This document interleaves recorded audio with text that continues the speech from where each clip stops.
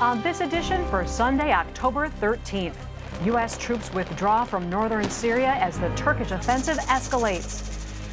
Politics and a debate preview with Jeff Greenfield. And in our signature segment, a newly named North Macedonia sets its sights on membership in the EU and NATO. Next on PBS NewsHour Weekend.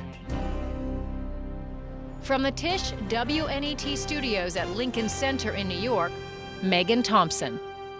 Good evening and thank you for joining us. President Trump ordered the withdrawal of nearly all 1,000 U.S. troops currently in northern Syria as Turkey wages a military offensive against Syrian Kurds in the region.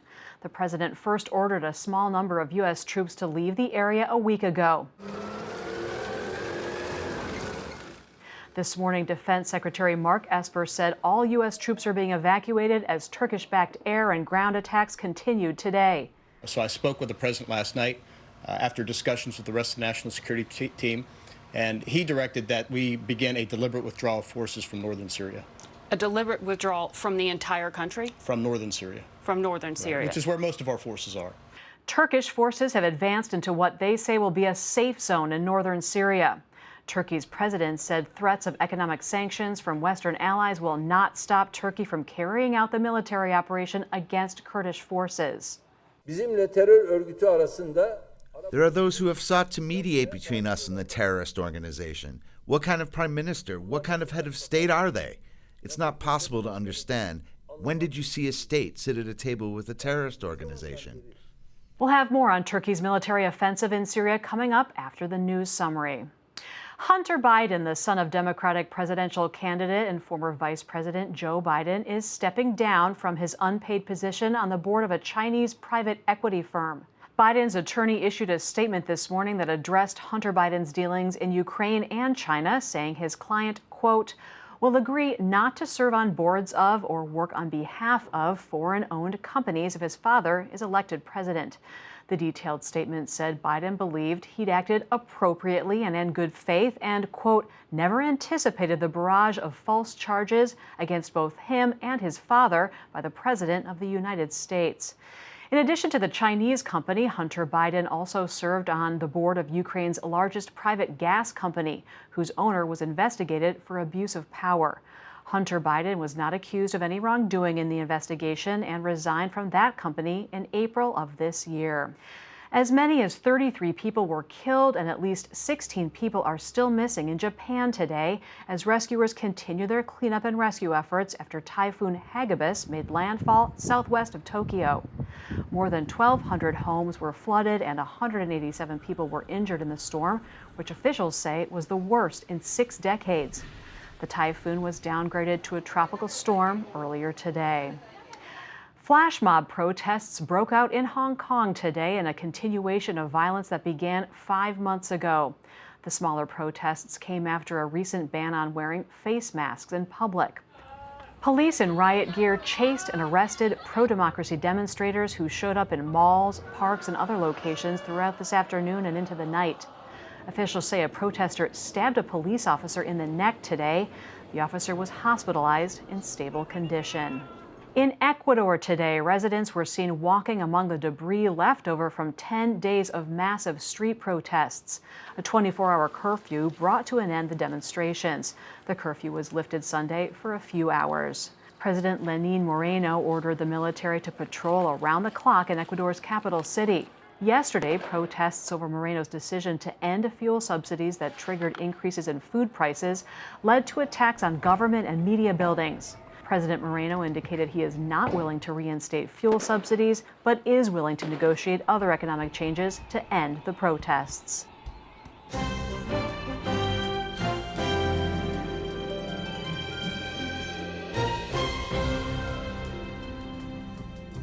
For more on the escalating military offensive in Syria, I'm joined by Sarah El-Deeb, a reporter for the Associated Press covering Syria and Lebanon. She joins me now via Skype from Beirut. Sarah, thank you so much for being here. Thank you for having me. So, a withdrawal of troops out of northern Syria. What do we know about how quickly that might happen, and what are the consequences going to be? We can't imagine how fast this will happen. But once an announcement was made, I think we have to see them leave the area. They have already come under fire a number of times. First, before the weekend, when a small observation point in the western part of the border came under fire while Turkish and Kurdish fighters were exchanging projectiles. And then this morning, we've seen chaos and advancing Turkish-backed forces into the town of Ain Issa, which is about 20 miles away from the border. And that resulted in the escape of a number of ISIS supporters from a holding area in a displaced people camp. What I understood from U.S. officials that I'm talking to is that they could not get enough clarity or line of communication with their partners on the ground, and this was a very risky situation, as I was told, for the troops. Talk a little bit more about that. I mean, what is the consequences of these hundreds of ISIS families escaping from that camp? We're just receiving reports that a convoy of civilians with a bunch of journalists may have come under fire from a Turkish airstrike or Turkish shells. We're still kind of trying to figure out the details of that. So that's one thing. And then you have pictures of women and children leaving the camp where they're being held. This camp had about 900 foreign children and their mothers. These are families of ISIS. So what we understood also from officials in the area is that some of the people in the camp were closeted ISIS supporters. And when this happened, then there was a lot of violence and pushback against the guards and against the security that were in there. So while this is just really fast moving, what we know is that there's no control over the security of these detention centers. The bigger problem is Al Hol camp, which is further to the east, that has a lot more families of ISIS directly. And we've heard last month the leader of the Islamic State ask for every supporter of ISIS to try to free these people. So we don't know what kind of consequence it would have, but it's definitely chaos. Meanwhile, hundreds of thousands of civilians are in harm's way. I mean, can you talk a little bit about the unfolding humanitarian crisis there? This has been 5 days, and we have already at least 130,000 civilians fleeing their homes from a stretch of over 300 kilometers, which is about 250 miles. At one point, the U.S. bases were kind of the safe area to be around, but that clearly no longer the case. People are running to their relatives in areas that are further to the south. There's about 20 or so shelters that were set up by the UN and aid, maybe more. I mean, this may not be the most updated figure, but shelters for people on the run. But these are people who are running while fighting is as chaotic as I described. And the U.S. is pulling out in the meantime. It was always a safety valve of some sort. President Trump has also threatened sanctions on Turkey in the midst of all this. I mean, do we think that's going to happen, and what effect might those have? What we have on the ground is that Turkish forces are advancing to establish what they had said they wanted to, which is a 30-kilometer, 19 miles deep safe zone. But what we've also seen is that there are projectiles and airstrikes and shelling outside of that zone on the west, to the right or left of that zone. And while President Trump a few days ago said that if they go too far, there will be harm to their economy, I don't think he ever described what too far is. So I wonder if that is too far, or what is too far. It's not clear to us from where we're looking. All right, Sarah El-Deeb of the Associated Press, thank you so much for being with us today. Thank you.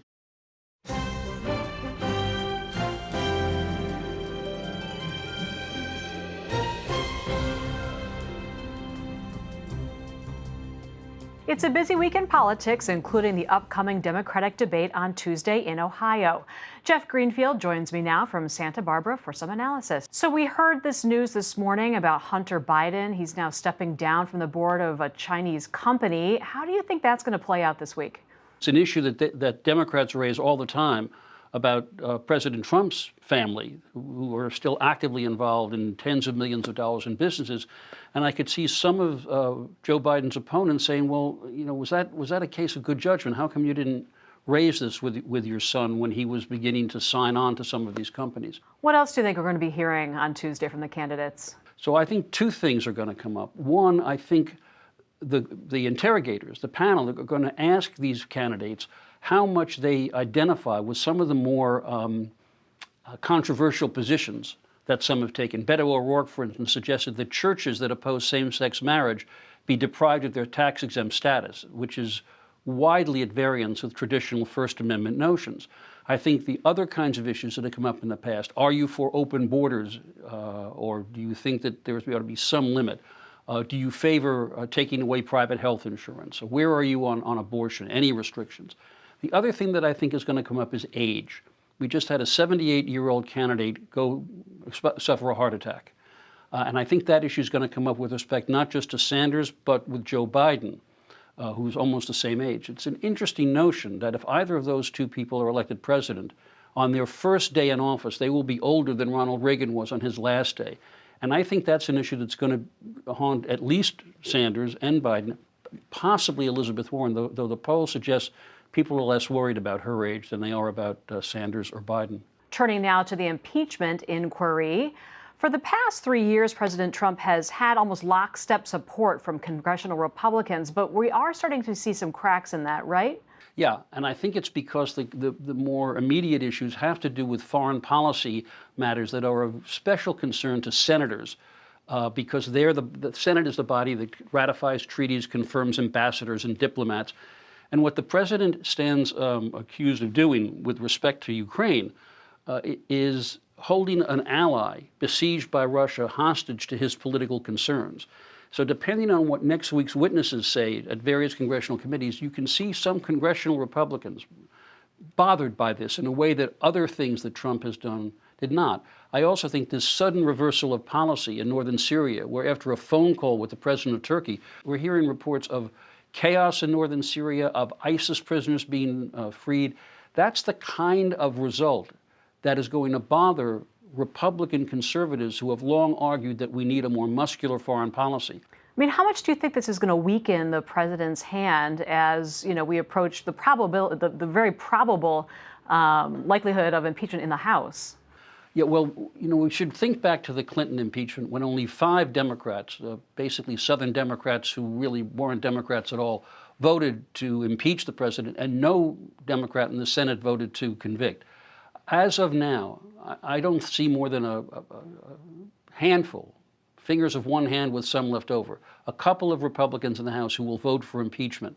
But unless and until a kind of reasonable number of Republicans break with him, I think he's going to continue to fight this on the basis that this is partisan politics and it's an attempt to undo the 2016 election. And that line is going to hold until we see signs of more cracks in the wall than we've seen so far. Great. Jeff Greenfield, thank you so much as always. Thanks for having me. For more on Tuesday's presidential debate and the field of Democratic candidates, visit pbs.org/newshour. Much of the news out of the European Union these days has to do with one country, the United Kingdom, trying to get out. What's getting far less attention is the story of a small nation making a play to get into the EU. And if it gets its way, it will join NATO as well. NewsHour Weekend special correspondent Christopher Livesay reports from the Republic of North Macedonia. I use American oak, I use French oak, and I use Hungarian oak, and also Macedonian oak.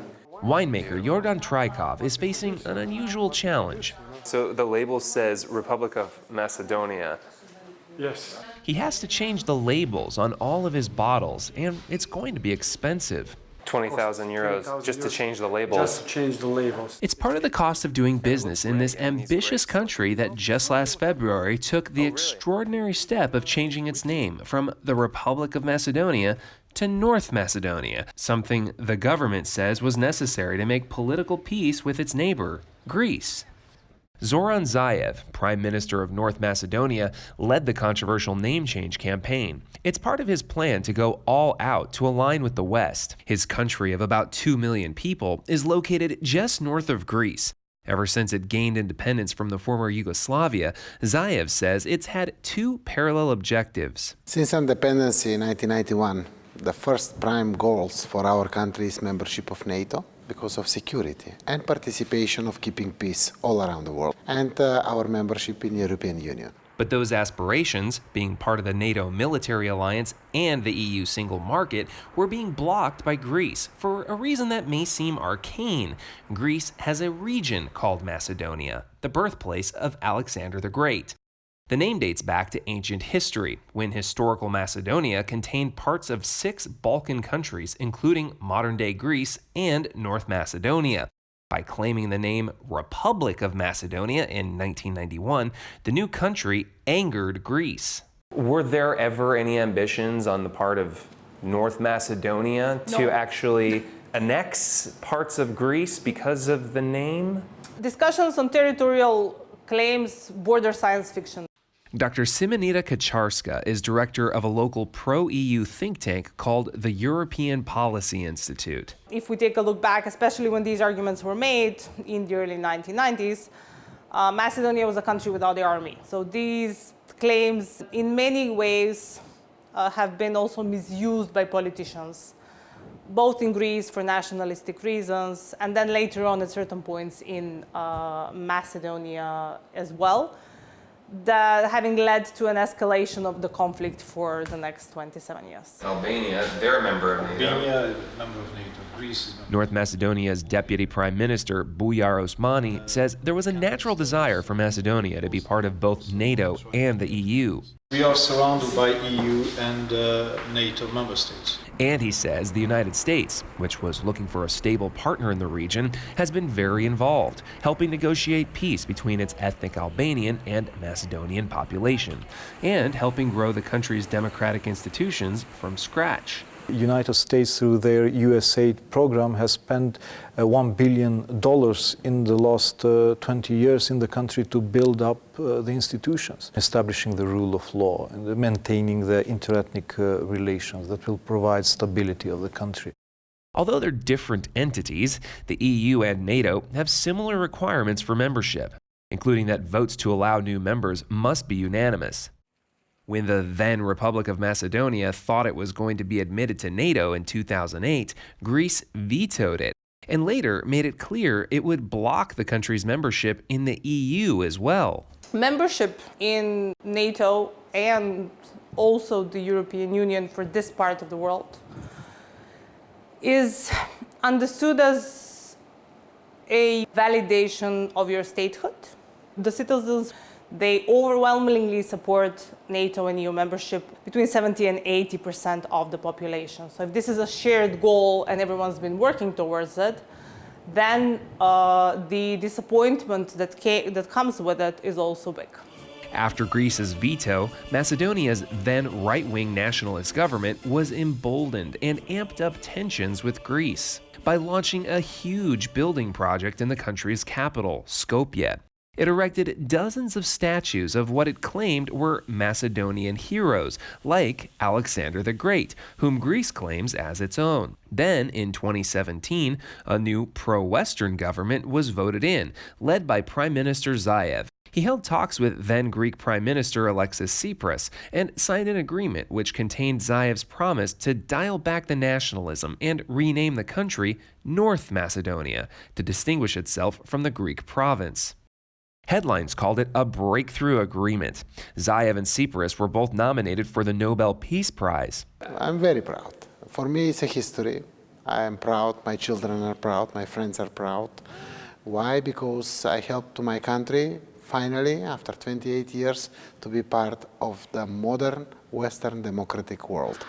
Besides changing the name, the country has renamed the highway leading to Greece Friendship Highway, changed the airport's name from Alexander the Great to Skopje International, and is considering how best to publicly identify this statue and others to make it clear they're not Macedonian per se, but part of ancient Greek history. But the name change has also proved deeply unpopular to many. I identified myself as Macedonian. My country is Macedonia, Republic of Macedonia. Vladimir Chetkar is a well-known Macedonian musician and outspoken name change critic. It's very unfortunate that we are put in a position to be apologetic of who we are. To say, I'm sorry, I'm Macedonian, oh, I'm sorry that I said that. This is the feeling, and I definitely think that nobody should, no nation in the world should go through this. But the government insists the change to the country's name will pay off in the end. Already, it says the work it's done to meet EU standards has contributed to a better economy, a drop in unemployment, and increased wages. Zaev says he also wants to do more to lure back the thousands of young people who have left the country looking for better opportunities. People like Martina Naumovska. I have friends that left, and I have also many friends that came back, which is the good thing. Naumovska studied and worked in the EU before deciding to return to help run and teach at a new IT startup in her home country. When I finish a class in Macedonia, I feel like I did something great, which is a feeling that, only probably you can have when you do something in a country that you're raised in and where your roots are. This week, the EU Council is scheduled to vote on whether to let North Macedonia start the process of joining the EU. It's an important step, but a bureaucratic process that will still take several years to complete, and there are obstacles ahead. France has expressed skepticism about allowing any new EU members. North Macedonia's former chief special prosecutor has been arrested in an extortion scandal, raising EU concerns about corruption. Are you optimistic that North Macedonia is going to join NATO? Yes, the ratification process of our NATO accession protocol is going well. Are you optimistic that North Macedonia is going to join the European Union? To a certain level, less than on the case of NATO, and it's going to be a much more uphill battle and a much longer battle. We've learned from our history that there's no guarantees. Got the EU flag up here. Yes, that is now the next step. The European Union must make decision. We make it from our side, now they need to deliver. Prime Minister Zaev has a more personal concern. That delay could lead to a backlash that will undermine his coalition in parliament and cause his government to fall. They'll destroy your government. Yes, completely. The majority will be dismissed. So the stakes are high. Yes, very high.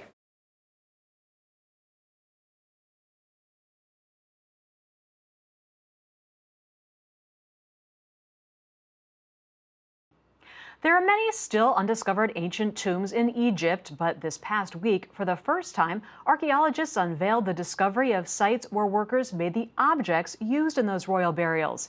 The workshops produced pottery, jewelry, decorations, and even furniture. NewsHour Weekend's Yvette Feliciano has more. The latest finds date back to Egypt's 18th dynasty, which lasted from 1539 BC to 1292 BC.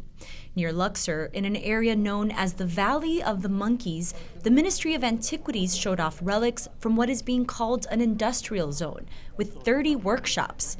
Archaeologists believe laborers there made the decorative objects for tombs in the NewsHour nearby Valley Weekend, of the Kings. Sunday. It's the first time that any discovery like this happened in the Valley of the Kings. In the Valley of the Kings, all we discover a royal tomb or workman huts. But this is the first time that you see an industrial area to serve the workmen who work in decorating the coffins, to a workshop for making all this furniture and the artifacts. First time really to reveal many secrets about the West Valley. The latest discoveries, including a scarab ring, beads, and decorative objects, may mean more royal tombs are still undiscovered nearby. We found in this area other important things like the ring that has the name of Amenhotep III and another silver ring for a queen. Means there is a royal tomb in this area around here. The industrial workshops are the latest in a series of major Egyptian archaeological discoveries. The country is funding more research and excavations to encourage tourism and to help promote its long-delayed Grand Egyptian Museum near Cairo, now scheduled to open in 2020.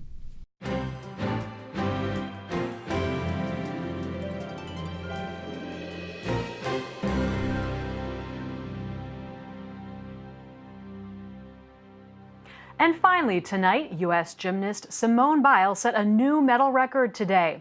At the World Artistic Gymnastics Championships, Biles won her 25th career World Championship medal, a gold, in the individual floor exercise. The previous record of 23 medals was set more than 2 decades ago. Biles said she was thrilled with her performances this week, but as for the medal count, she said she's, quote, not a number person. And that's all for this edition of PBS NewsHour Weekend. I'm Megan Thompson. Thanks for watching. Have a good night.